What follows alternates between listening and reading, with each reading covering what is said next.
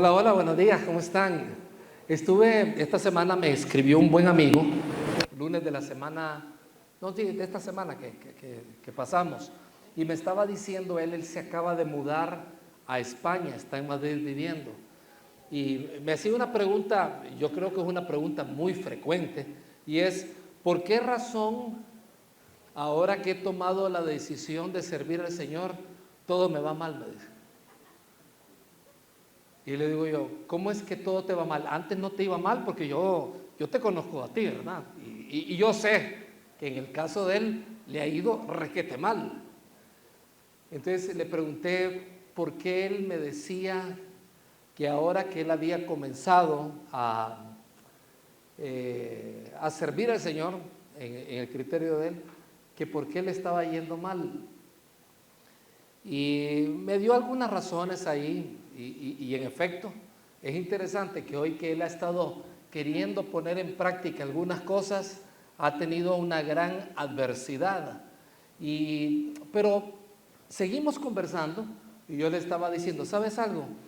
No tengo la misma percepción tuya. Yo sé que el hecho de que una persona crea en Jesucristo como Salvador y se vuelva alguien que va a una iglesia, un cristiano obediente, no necesariamente esto quiere decir que no va a tener problemas, pero estadísticamente, solamente es cuestión de estadísticas, los cristianos tenemos muchos menos problemas que la mayoría de la gente. Pero tenemos problemas, ¿no? Estamos rodeados de personas, nuestro cuerpo se desgasta, comenzamos a tener enfermedades.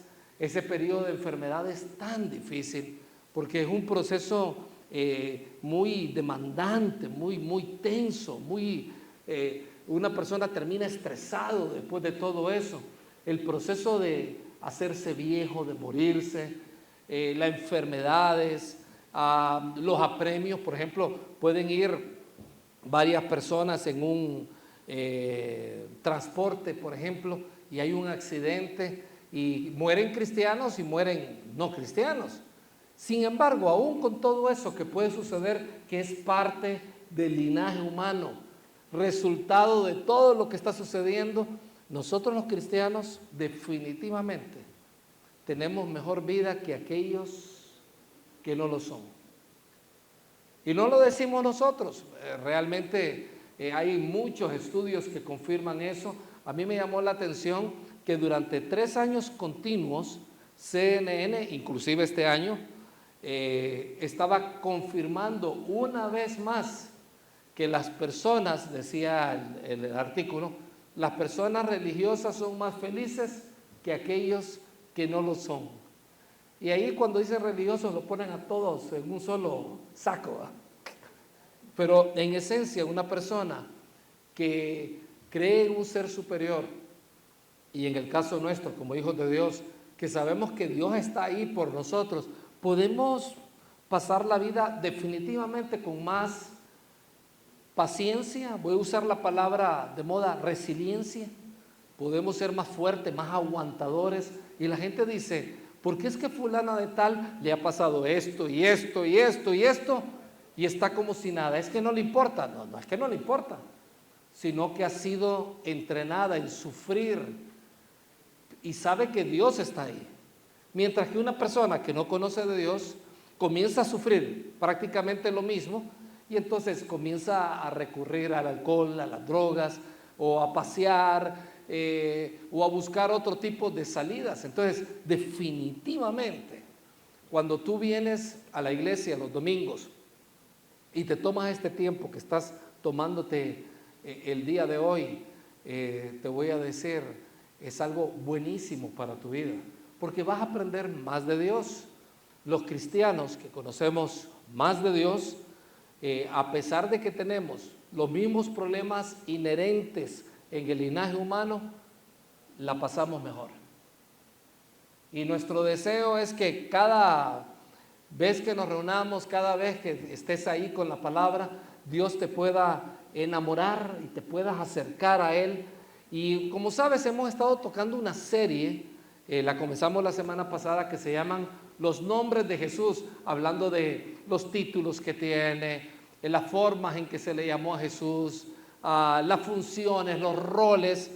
Y la semana pasada estuvimos hablando de Señor y Rey, y fue muy interesante, ¿verdad? Saber de que Jesús es nuestro Señor, y si Él es nuestro Señor, Él puede indicarnos qué es lo mejor para nuestra vida, y es cuestión de que le prestemos atención o no. Por eso que Jesús dijo: ustedes dicen que soy Señor, pero no me hacen caso. Y es cierto, había muchas personas que no le hacían caso.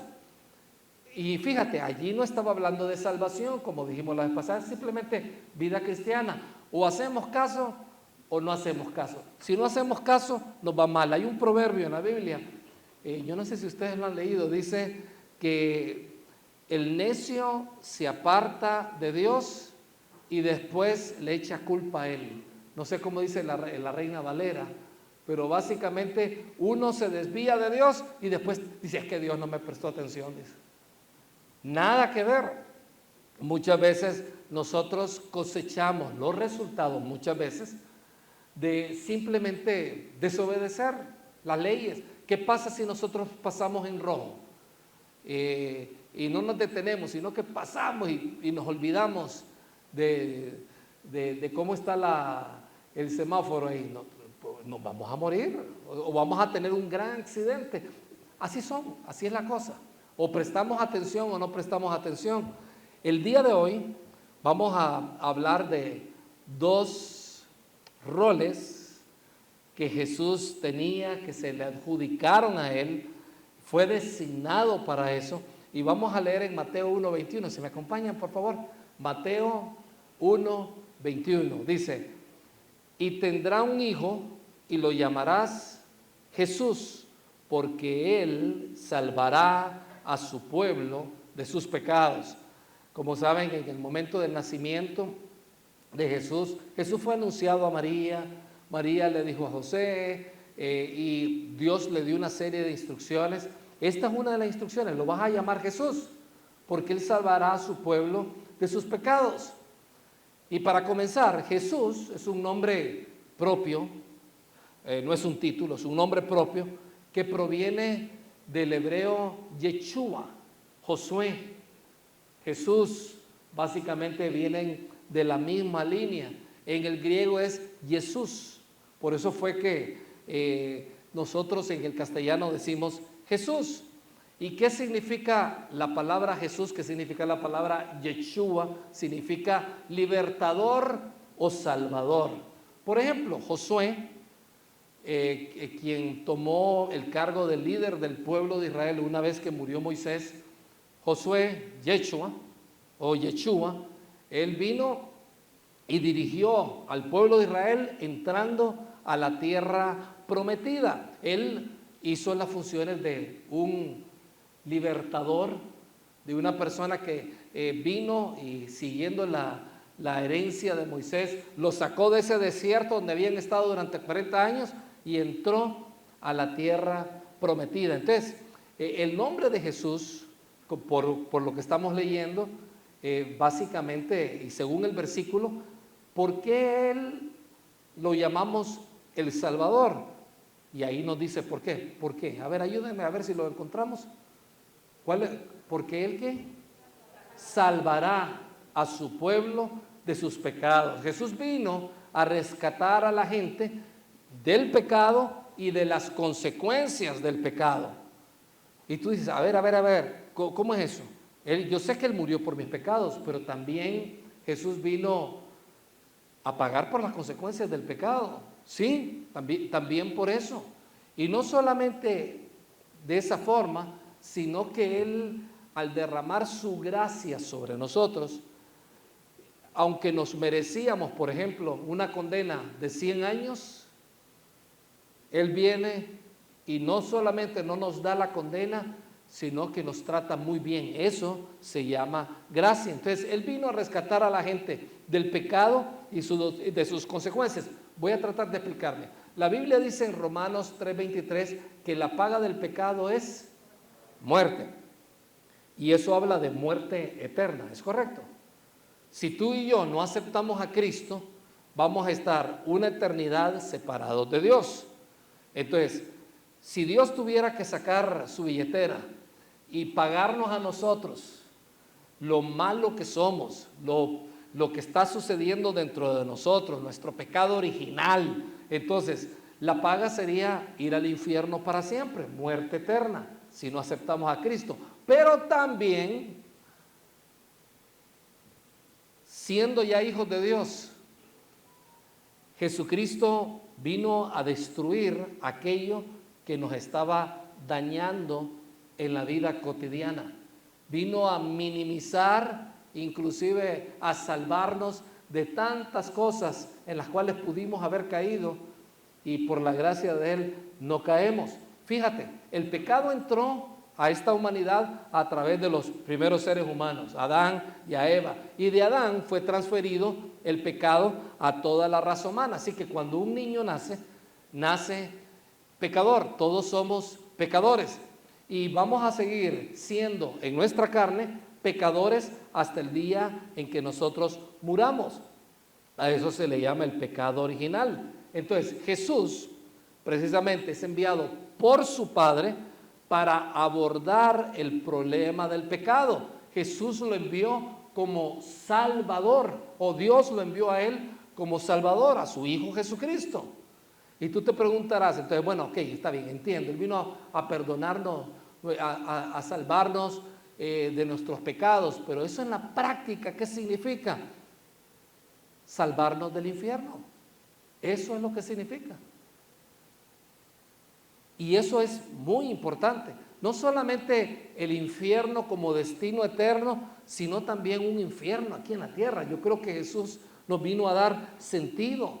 Y cuando tú dices, ¿cómo es eso que nos vino a salvar del infierno? Te explico.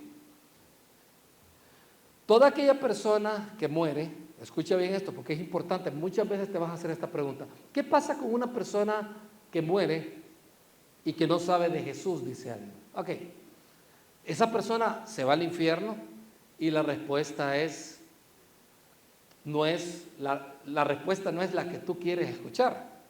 Toda persona, escucha bien eso, que conscientemente se le presenta el Evangelio y rechaza a Jesús como Salvador, va a pasar toda una eternidad separado de Él. Eso enseña la Biblia. Ahora bien, ¿qué pasa con los niños? ¿Qué pasa con aquellos pequeños que nacen? ¿O qué pasa con aquellos que son abortados? ¿Qué pasa con todos aquellos bebés? Por ejemplo, me acuerdo de una señora bien querida en medio de nosotros que el niño nació y traía un problema a nivel cardíaco, se le hizo la operación y el niño murió. Y la pregunta que hacía el papá es, ¿lo vamos a volver a ver a él? Y mi respuesta fue, claro que sí. Y la razón es bastante obvia. Como esas personas no pueden tomar una decisión por medio de la fe, no tienen la capacidad para poder tomar una decisión, Dios suple. Y Dios no es injusto para enviar a esos niños, a esos pequeños, a esas personas que tal vez no puedan razonar, a alguien tal vez que nació con un problema de parálisis cerebral o que tiene graves problemas en su razonamiento.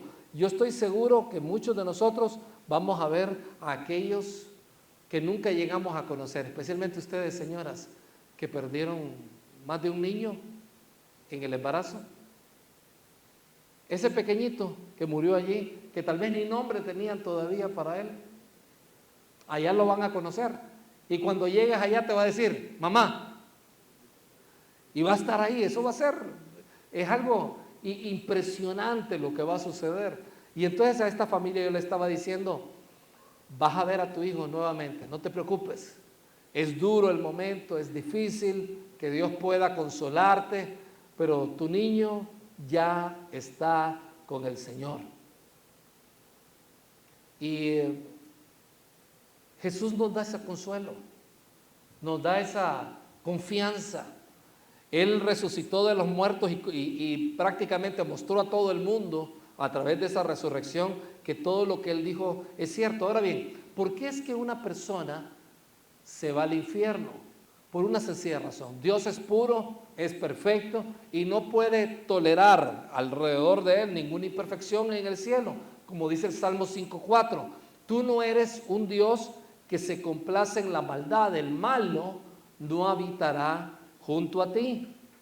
O sea, si está Dios en el cielo, ¿habrán personas alrededor de Él o seres que son malvados, malos? La respuesta es no, porque ese versículo, el Salmo 5:4, se relaciona con la idea de que en la presencia de Dios no puede haber maldad o pecado. Entonces viene la pregunta del millón: si todos somos pecadores y en el cielo no puede haber pecado, ¿quién se puede salvar? Es una buena pregunta. De hecho, te voy a decir, tú reconoces que tú eres pecador. A ver, ¿quiénes de los que estamos acá sabemos que venimos de ese linaje pecaminoso? Levantemos la mano. ¿Quiénes sabemos eso? Okay, dice la Biblia que todos somos ¿qué?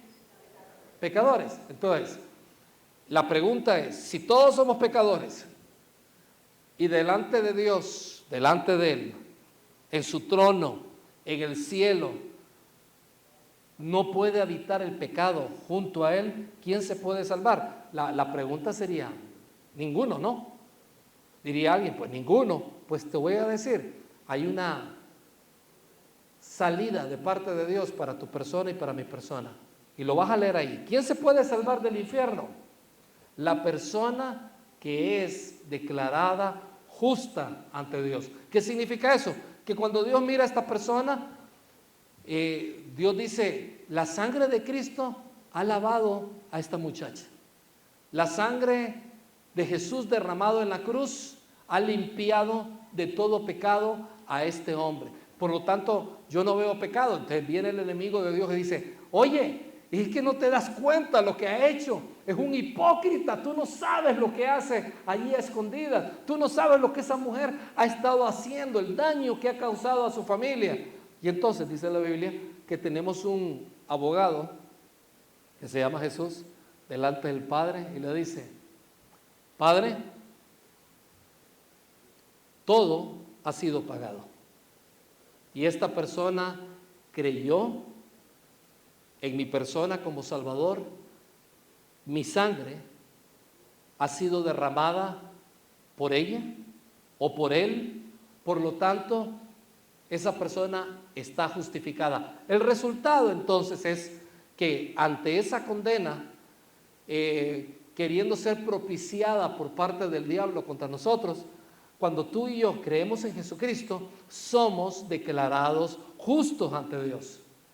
En ese momento, entonces, para estar en el cielo, todos aquí, todo aquel que quiere estar en el cielo, debe ser declarado justo. Y ser declarado justo es básicamente que en el momento en que tú y yo creemos, en ese momento Dios dice, fulana de tal, ella es justa. Ahora bien, historia diferente es lo que va a hacer aquí en la tierra. Porque estando aquí en la tierra, si no actúa como una persona justa, como una persona santa, porque es santa, va a estar con Dios.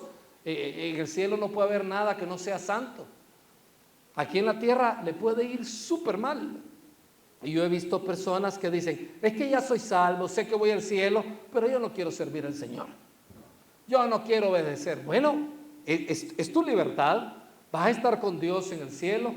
Lo que yo sí sé es que te estás perdiendo de la mejor parte de tu existencia aquí en la tierra. Mira lo que dice Gálatas 2:16 para que sigamos profundizando en este aspecto de que Jesús nos salvó del infierno y Él es nuestro Salvador. Gálatas 2:16. Sin embargo, sabemos que una persona es declarada justa ante Dios. ¿Por qué?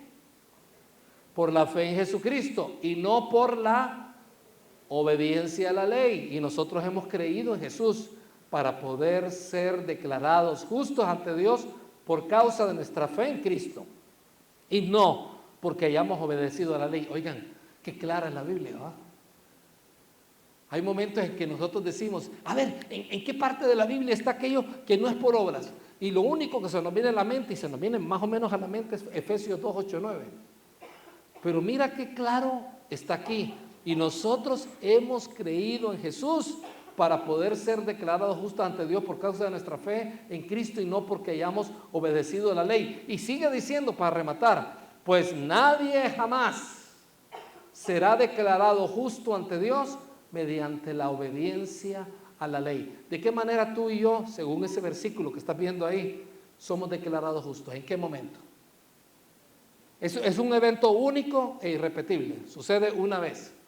¿En qué momento? En el momento en que tú dices, Señor, no entiendo todo de la Biblia, no entiendo a profundidad todo esto, pero hoy entiendo, este domingo entiendo que la salvación es un regalo tuyo. Tú me declaras justo o justa el día de hoy, si yo creo que tú perdonaste en esa cruz por todos mis pecados.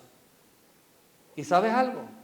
Si tomas esa decisión, puedes estar seguro de ser declarado justo, lo cual significa que el día que tú mueras, vas al cielo.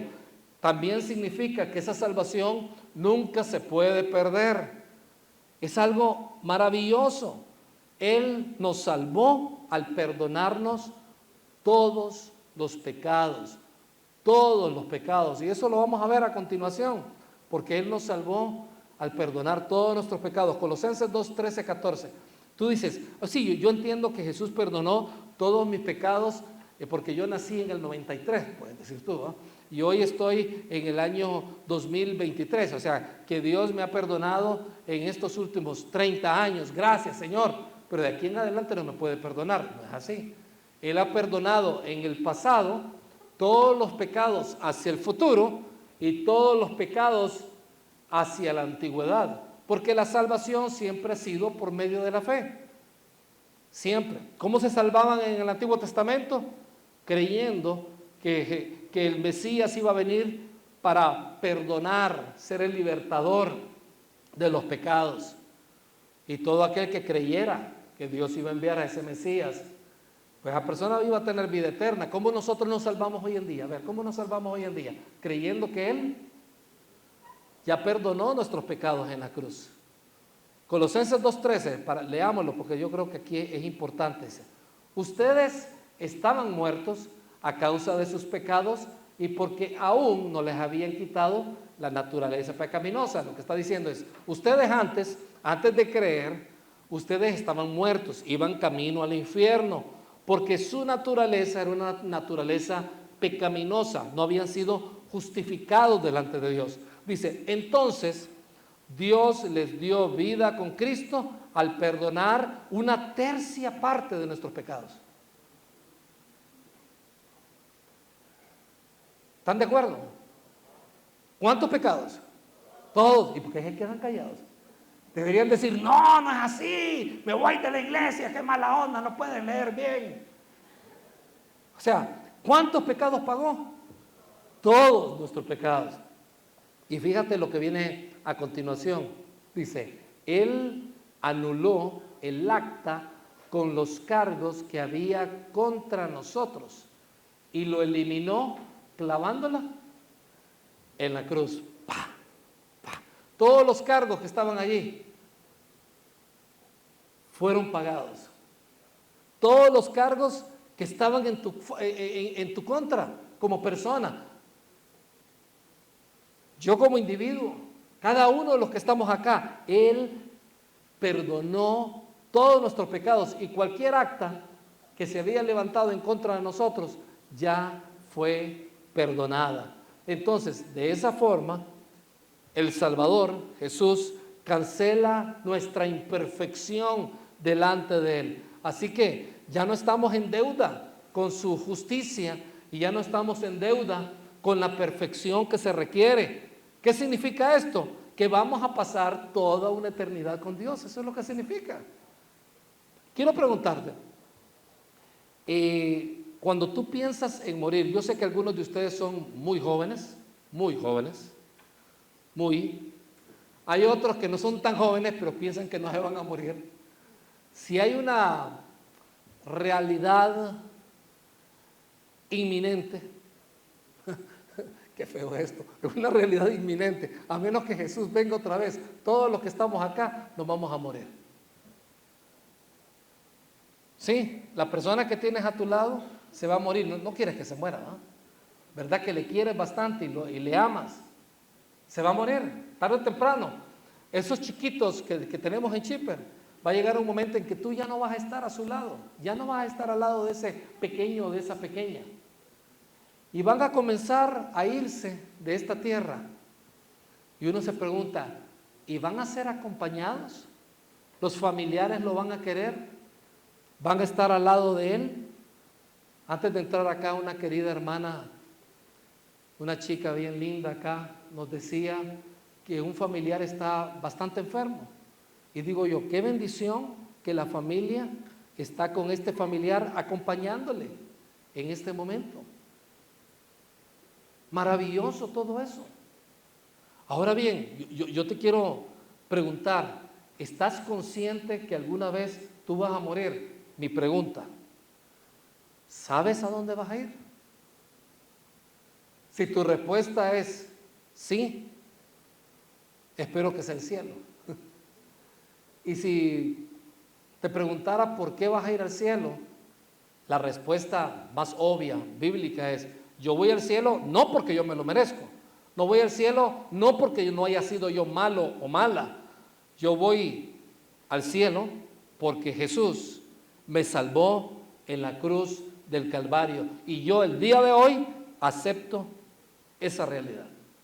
O sea, no se trata tanto de sentirlo, porque vivimos en un mundo donde uno dice, es que yo me siento así.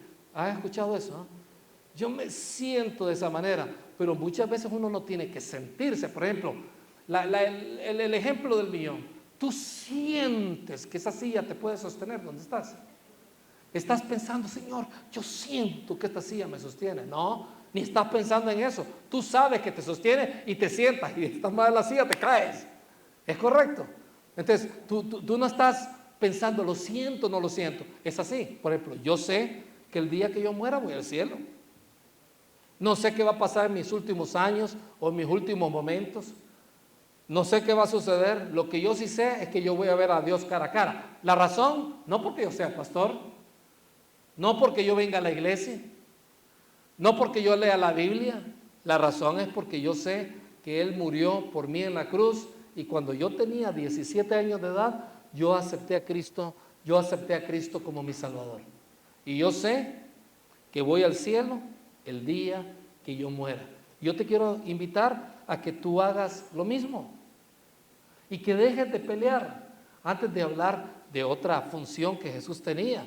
Fíjate, en España hubo una inundación hace 2 años en el País Vasco y la inundación fue de las más severas que han habido en los últimos años y una chica, y todo eso está en video, ustedes lo pueden ver, estaba gritando, o parecía que estaba gritando que la salvaran, estaba metida en un coche y los rescatistas hicieron malabares para llegar hasta donde ella estaba y uno de los rescatistas se puso frente al único vidrio del carro que todavía se miraba, ella estaba ahí apenitas y él tenía que romper ese vidrio, pero era necesario que ella se quitara.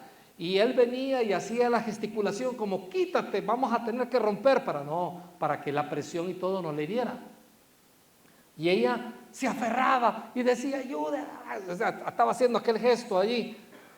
Y eso sucede muchas veces cuando alguien intenta rescatar a alguien. Esas personas por alguna razón se resisten y no es que lo hagan por molestar necesariamente, pero entran en pánico, como que se agitan o están en un estado de shock y parece que no quieren escuchar. Por eso es que muchos salvavidas saben que es mejor venir y tomar a la persona por detrás y jalarlo en vez de llegar de frente a querer abrazarlo, porque capaz que se hunden los dos. Y el problema es que no te sueltan, se hunde él y te hunde a ti. Y entonces lo que pasó con esta muchacha fue que en un momento dado ella vino, buscó sumergirse un poquito, vino él, rompió el vidrio y la sacó y pocos segundos después el carro empezó a moverse y ¡plá! Cayó donde tenía que caer. Se salvó de milagro. Le fue difícil durante un tiempo, no sabía qué pensar, estaba en estado de shock. Y es probable que durante muchos años tú te hayas querido salvar portándote bien. Y has estado obstaculizando el hecho de que Dios te quiera salvar, diciendo, no, es que yo lo puedo hacer, yo te ayudo, a ver, aquí estoy. Y no, lo que tienes que hacer es rendirte y decir, Señor, me rindo, sálvame, acepto tu perdón de pecados. Si no lo has hecho, te animo a que el día de hoy lo puedas hacer. Recuerda, no se puede rescatar o salvar a una persona que no cree en el salvavidas, simplemente no se puede hacer. Pero esta chica se hizo a un lado, rompieron el vidrio y la sacaron ilesa. Así que aquí viene la buena noticia: si ya has creído en Jesús, escucha bien esto, nunca morirás. Esa es una buena noticia, ¿no? O sea, nunca vas a morir, punto. Y tú dices, y cuando sea viejito, bueno, estamos hablando de que tú tienes una existencia. Tu existencia no solamente tiene que ver con esta tierra, va mucho más allá de eso. Tú vas a vivir para siempre con Dios y eso es maravilloso. Ahora bien, los nombres, como puedes ver, y los títulos de Jesús tienen poder. El hecho de que Jesús sea nuestro Salvador es algo poderoso. Nos lleva al cielo, ¿verdad? Nos lleva a estar con Dios por toda una eternidad. Pero hay otro nombre que se le da a Jesús, que lo vamos a ver en Juan capítulo 1, versículo 40 al 41. Dice, Andrés, hermano de Simón Pedro, era uno de estos hombres que al oír lo que Juan dijo, Juan el Bautista, siguieron a Jesús. Andrés fue a buscar a su hermano Simón y le dijo, hemos encontrado al Mesías, que significa Cristo. Acabamos de encontrar al Mesías. De alguna manera vino Andrés y le dijo, mi querido hermano Pedro, encontramos al Mesías. Como ustedes saben, la palabra, porque acabamos de hablar del Salvador ahorita, pero este aspecto de Jesús como Mesías es interesante. Mesías o Cristo significan el ungido. Entonces, cada vez que tú y yo usamos la palabra Jesucristo, estamos diciendo Jesús el ungido o Jesús el Mesías. Entonces, en el griego, la palabra Mesías viene de Mesaya, que significa el ungido. En el castellano, en el griego, usamos la palabra Christos, que básicamente se traduce como Cristo. Repito, esa palabra Mesaya o Cristo significa el ungido o el escogido de Dios. Ungido o escogido de Dios, eso es lo que significa, ni nada más ni nada menos. Todo el Antiguo Testamento trató sobre un hombre que iba a venir, que iba a ser el ungido. En la Matrix, ¿quién era el ungido?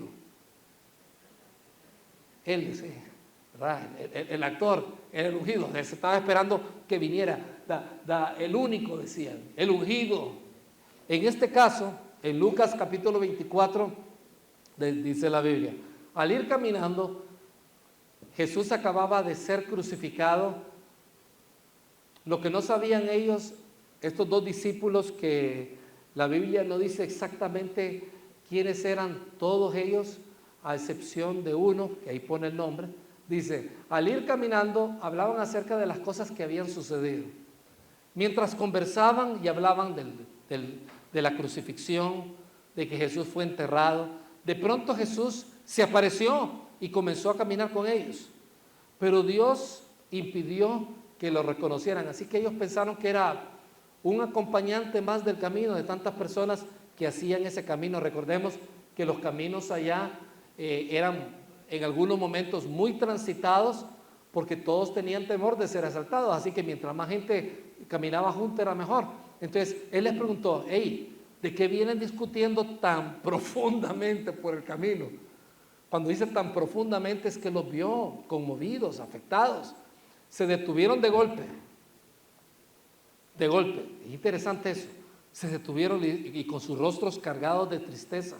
Entonces uno de ellos, llamado Cleofas, no le pongan así a su niño, contestó, tú debes ser la única persona en Jerusalén que no oyó acerca de las cosas que han sucedido allí en los últimos días. Tú debes ser el único.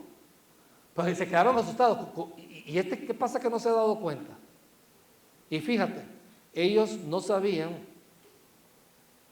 o mejor dicho, ellos pensaban que él no sabía lo que había sucedido acerca de Jesús. Y dijeron algo que es importante. En Lucas 14, 24, 21 dice, nosotros teníamos la esperanza de que fuera el Mesías que había venido para rescatar a Israel. ¿Qué es lo que ellos estaban esperando? Cleofas y su amigo, ¿qué es lo que estaban esperando? ¿Que Jesús fuera quién? El Mesías. Eso es lo que ellos estaban esperando. Dice, pero todo esto sucedió hace 3 días. En otras palabras, se nos murieron todas las esperanzas, ¿verdad? Pensábamos que era el Mesías, pensábamos que era el ungido, pero esto no era así. Entonces Jesús les dijo, qué necios son, dice a los dos. Qué bonito que un desconocido te diga eso. Ajá, necio, qué feo eso. Les cuesta tanto creer todo lo que los profetas escribieron en las Escrituras. ¿Acaso no profetizaron claramente que en el Antiguo Testamento que el Mesías tendría que sufrir todas esas cosas antes de entrar en su gloria? Entonces Jesús los guió por los escritos de Moisés. ¿Cuáles son los escritos de Moisés? Ayúdenme. El Pentateuco. ¿Cuáles son los libros? Génesis, Deuteronomio, decía, Números, Levítico. Entonces, a través de los 5 primeros libros. Y entonces, a través del Pentateuco, vino y Jesús los guió a través de Moisés y de todos los profetas. Seguimos con el Antiguo Testamento, explicándoles los que las Escrituras decían acerca de Él mismo, acerca de Jesús. Y en ese momento sucedió algo maravilloso. Dice, de pronto se les abrieron los ojos y lo reconocieron, y en ese instante Jesús desapareció. ¿Saben ustedes quién se le había aparecido? El Mesías. Y les dijo, yo soy el Mesías. Y la Biblia en el Antiguo Testamento hablaba de mí. Nosotros llegamos al aeropuerto en Tel Aviv, otra anécdota de nuestro viaje, y fuimos recibidos por una pareja muy linda, muy cercana a nosotros. Y nos llevaron a un lugar que no está permitido que alguien de origen árabe pueda entrar, como en mi caso, y fuimos a lo que se llama un kibutz, y estuvimos allá pegado a Gaza prácticamente, un kibutz ahí, con una familia maravillosa judía, y ellos creen en el Mesías. Ellos están esperando, muchos de ellos están esperando que el Mesías venga. Algunos piensan que va a ser un gran líder militar, otros piensan que va a ser una persona que los va a liberar de todo el hostigamiento que tienen alrededor. Y lo mismo sucedía en aquel tiempo, pero fíjate, muy pocos de ellos, con dolor te lo digo, aceptan a Jesús como el Mesías. No creen que Jesús es el Mesías. Y digo yo, qué maravilloso, ellos creen, esta es la parte maravillosa, creen en el Mesías, entienden el Viejo Testamento, pero sus ojos no han sido abiertos para entender que de quien se está hablando es de Jesucristo.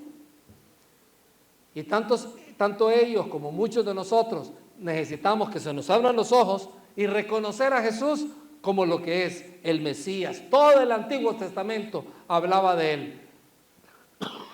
Perdón, a Eva, por ejemplo, cuando Dios le dijo a Eva, tú vas a tener una simiente de tu semilla, hablando de su descendencia, va a venir alguien que va a destruir a Satanás.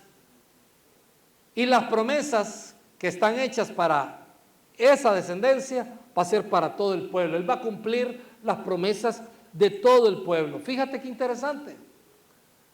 De allí comenzó, desde el año 0, por decir algo, vino Dios y le dijo, va a venir un ungido, va a venir alguien que va a cambiar todo, porque ese Mesías estaba destinado para representar a Dios en la historia, para cumplir las promesas de Dios. Y te cuento un poquito la historia en esto. en el Antiguo Testamento, cuando alguien hablaba del Mesías o de ese ser divino designado, la gente estaba esperando un rey, porque decía que era del lenguaje, que era del linaje de David. ¿Algunos de ustedes alguna vez vio una película de Disney de dibujos animados que se llama La espada en la piedra? Sí, aquellos que lo han visto están mayores que aquellos que ven La Sirenita. Es correcto. Aquellos que no lo han visto, que ya están medio garrudos, se los recomiendo. Está bonita La espada en la piedra. Es basado en una serie de libros de T.H. White, de Camelot, se llamó toda la serie de él, y una de ellas se llamaba La espada en la piedra. Entonces Disney la sacó. Esta historia trata sobre una espada que estaba ahí en Londres, supuestamente, y nadie podía sacar esa espada, porque aquel que la sacara era el rey de Inglaterra, era el ungido. Y entonces venían todos, y venían los grandes caballeros, la gente más poderosa, la gente más hermosa, los más fuertes, y trataban de sacar la piedra y nadie podía.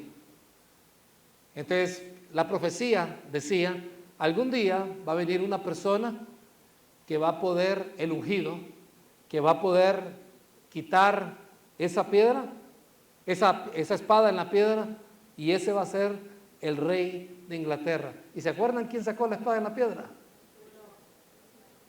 Grillo. Bien. ¿Te acuerdas de Grillo? Sí. Y a Grillo nadie le prestaba atención, un niño de 11, 12 años más o menos, así todo desgarbado, todo. Y él en un momento dado que se le había olvidado, y le estoy haciendo spoiler, pero ni modo.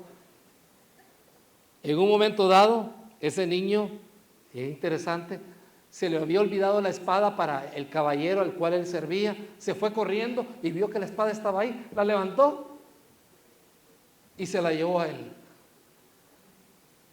Grillo era el ungido, no tenía apariencia real, no era alguien tan inspirador, no era alguien que luchaba bien, pero se convirtió en el rey de Inglaterra, hablando del rey Arturo. Esa es parte de la leyenda del rey Arturo. De la misma forma, Jesús vino aquí a la tierra muy humildemente. Dice la Biblia que no había atractivo en él como para seguirlo. Fíjate qué interesante, que hay algunos personajes de Jesús que salen en las películas que son mucho más impresionantes de lo que Jesús era. Tal vez Jesús pudo haber pasado al lado tuyo, quizás cuando tenía menos de 30 años, y tú no le hubieras prestado mucha atención porque no había atractivo en él como para seguirlo. Pero la Biblia en el Antiguo Testamento habla de ese Mesías. Dijo que iba a ser admirable, consejero, Padre eterno, Dios fuerte, príncipe de paz, y que toda la tierra, prácticamente lo dilatado de su imperio y su paz, no iban a tener límite. Te voy a decir, todo eso aún no se ha cumplido, pero se va a cumplir. Jesús es el Mesías, pero Jesús como Mesías no solamente era el rey, era sacerdote. El Mesías también era un sacerdote, no solamente rey, sino también sacerdote. Y cuando dice sacerdote es que era una persona que en el orden o el linaje de un personaje llamado Melquisedec era el linaje de un sacerdote único, listo para perdonar los pecados una vez y para siempre. Entonces, cuando tú y yo oramos, hacemos una oración, usualmente, ¿cómo lo terminamos? ¿En el nombre de quién?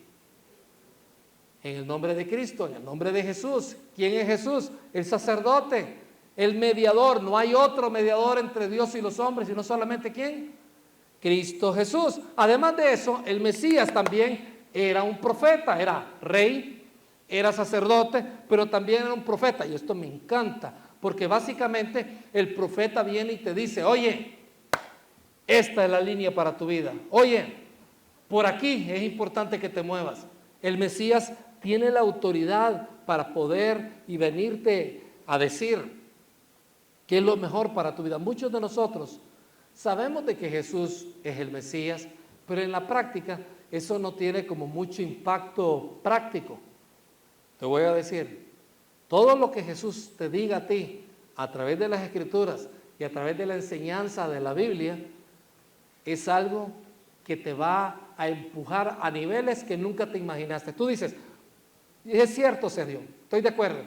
Cuando yo no era cristiano, estaba aquí, golpeado, maltratado, confío en Cristo y hoy estoy algo mejor que el resto de la gente. Como decía la semana pasada, a mí me maravilla cómo mucha de la gente que ha servido al Señor, pensando ahorita en aquellos hermanos, por ejemplo, que se vinieron a comenzar esta iglesia, y se los dije la semana pasada, todos ellos en cierto aspecto están mejor que como estaban antes. Y yo doy gracias a Dios. Ahora bien, Dios no quiere que estemos acá, Dios quiere que estemos acá. Dios quiere darnos mucho más. En Marcos 14:61, nuevamente estaba aquí el sumo sacerdote culpando a Jesús. Jesús dice, se mantuvo callado y no contestó. Entonces el sumo sacerdote le preguntó, ¿eres tú el Mesías, el Hijo del bendito? Jesús le dijo, yo soy. En otras palabras, yo soy el Mesías. Jesús dijo, yo soy el Mesías. Y ustedes verán al Hijo del Hombre sentado en el lugar del poder, en el lugar de poder a la derecha de Dios y viniendo en las nubes del cielo. Y aquellos no lo aguantaron, se rasgaron las vestiduras y lo mandaron a crucificar. Jesús se consideraba a sí mismo el ungido, el Mesías. Y Jesús, lo voy a poner de esta manera, Jesús no es solamente un Salvador que te lleva al cielo, no solamente eso, sino también es un Mesías que te trae la seguridad del cumplimiento de la Biblia en tu vida y de llevarte a un nivel de su presencia, a un nivel de gobierno sobre tu propia vida y de resultados que nunca más te hubieras imaginado. Una frase similar a lo de la semana pasada, el Salvador te lleva al cielo, pero el Mesías trae ese pedazo de cielo a la tierra. Y eso es importante. Muchos de nosotros hemos conocido a Jesús como nuestro Salvador y nos quedamos solamente con eso, que es importante, es el mensaje más importante. Pero nos olvidamos de la segunda parte, la parte que tiene que ver con la eternidad. El Mesías trae el cielo a la tierra. Y quiero ver un par de videos con ustedes ya para concluir.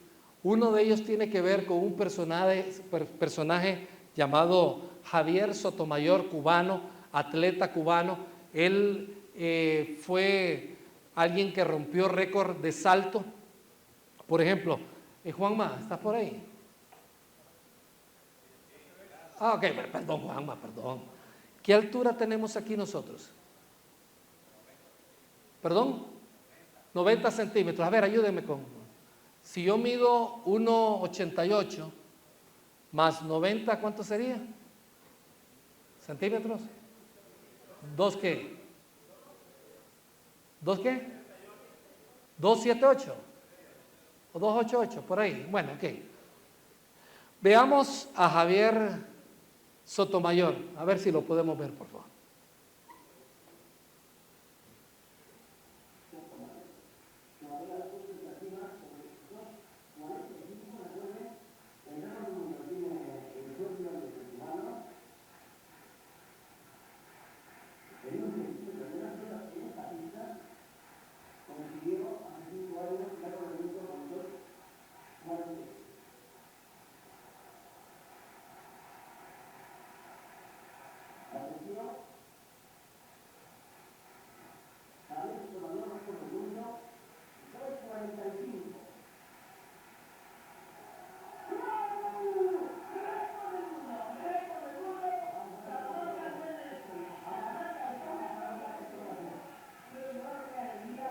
Wow.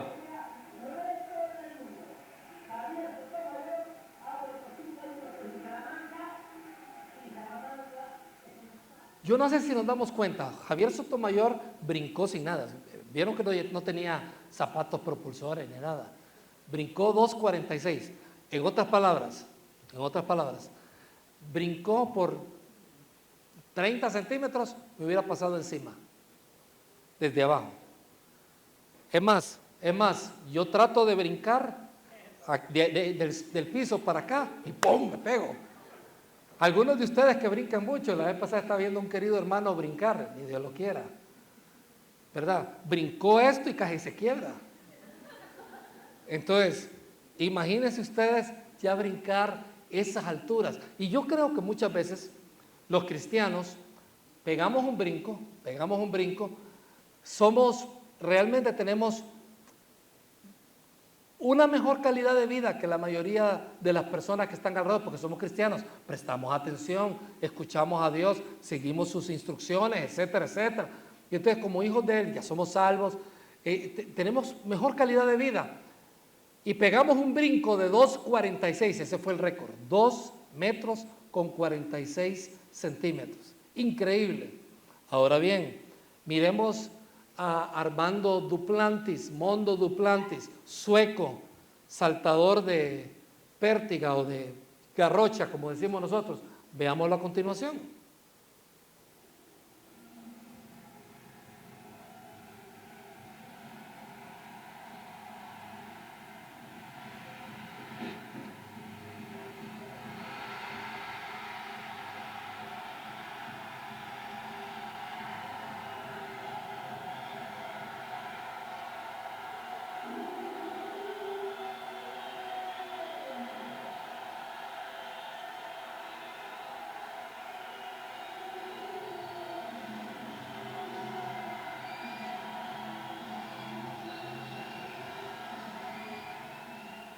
Wow.